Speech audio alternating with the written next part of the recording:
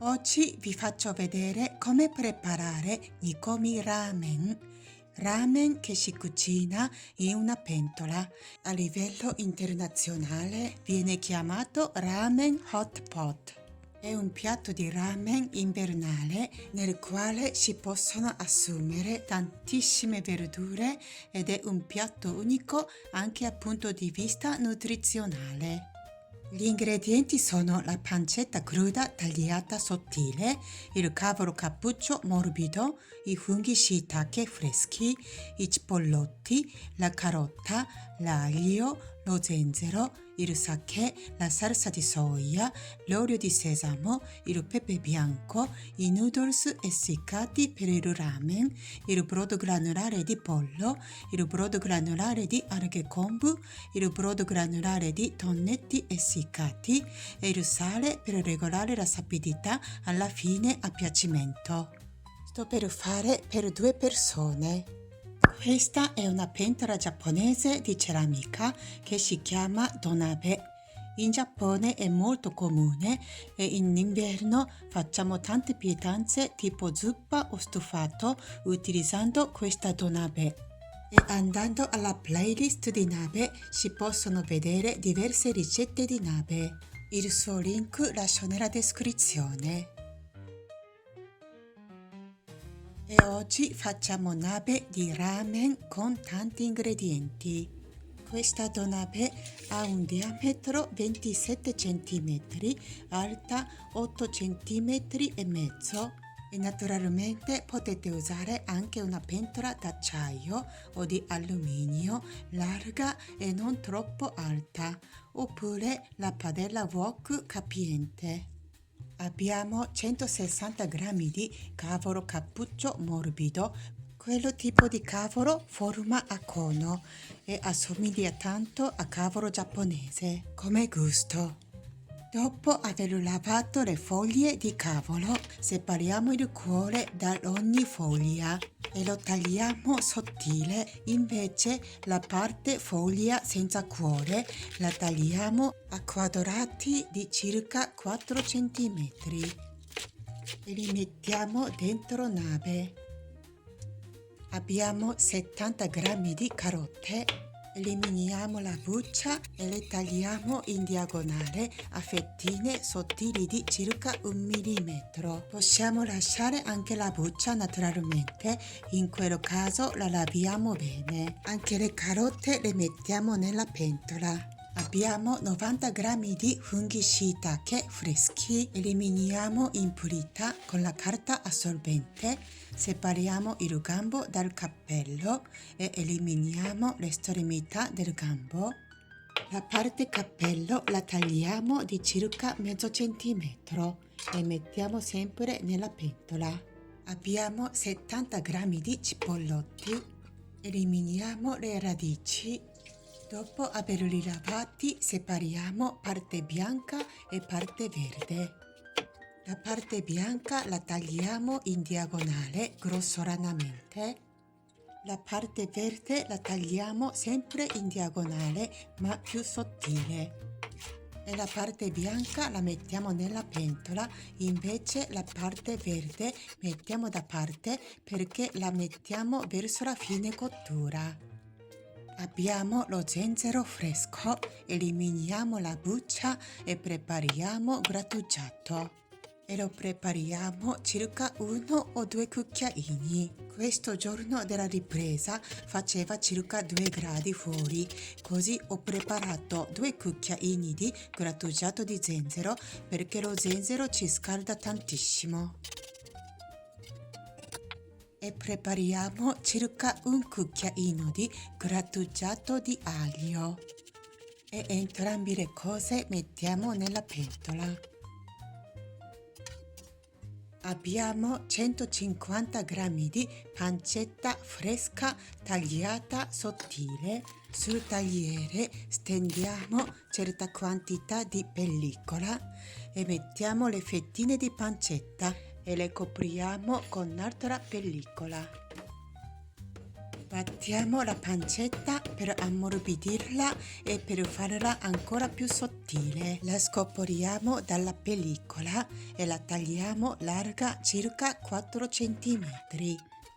La mettiamo su un piatto e la aggiungiamo dopo.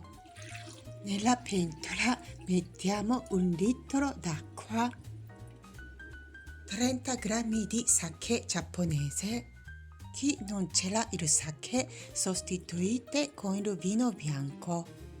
70 g di salsa di soia, 2 cucchiaini di brodo granulare di pollo, circa 6 g, 1 cucchiaino e mezzo di brodo granulare di alghe kombu, circa 5 g, 1 cucchiaino e mezzo di brodo granulare di tonnetti essiccati, circa 5 g. Portiamo la pentola sul fuoco. Accendiamo il fuoco vivace. Durante la cottura non chiudiamo con il coperchio e facciamo evaporare bene l'alcol del sake, soprattutto se usate il vino bianco al posto del sake, altrimenti rimane il gusto acidulo. Quando comincia a scaldare la zuppa, riusciamo a mescolare bene e portiamo a ebollizione. In questa videoricetta userò i noodles essiccati per il ramen, ma volendo potete utilizzare 2 confezioni di ramen istantaneo come questa qua che potete vedere. In quel caso mettete un saporitore che si trova nella confezione dall'inizio nella pentola e la salsa di soia mettete 20 g anziché 70 g e alla fine regolate la sapidità. I noodles essiccati li mettete nella pentola quando comincia a bollire la zuppa. Tornando alla immagine con nostra videoricetta di oggi, quando comincia a bollire la zuppa, abbassiamo il fuoco a medio-alto e continuiamo a cuocere altri 2 minuti. Dopodiché spegniamo il fuoco intanto. Nel frattempo avremo già preparato un'altra pentola con acqua bollente e mettiamo 160 g di noodles essiccati per il ramen. Questi noodles contengono già il sale nell'impasto, quindi non mettiamo il sale nell'acqua calda. Mettiamo il timer circa metà tempo della cottura di questi noodles. Hanno la cottura di circa 7 minuti, quindi metto il timer con 4 minuti. Così altri 3 minuti finisco la cottura nella zuppa.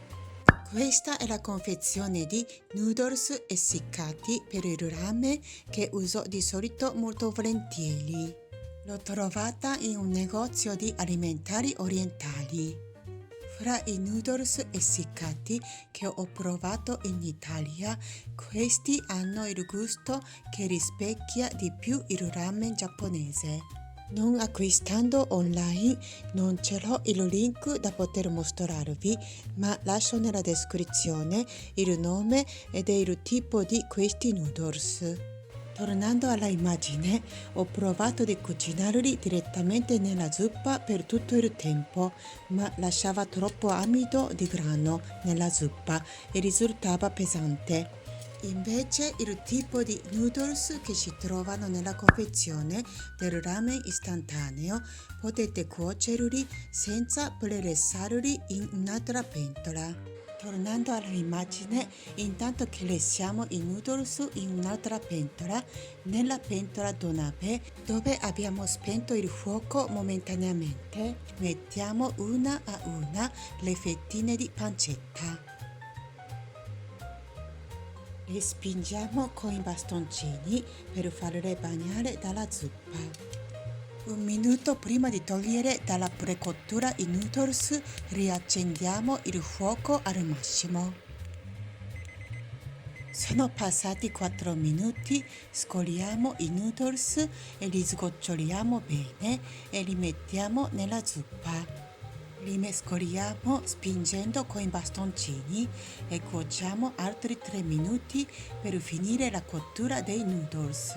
Il tempo della cottura cambia in base alla marca e la grossezza dei noodles. Tiriamo su altri ingredienti che sono nascosti.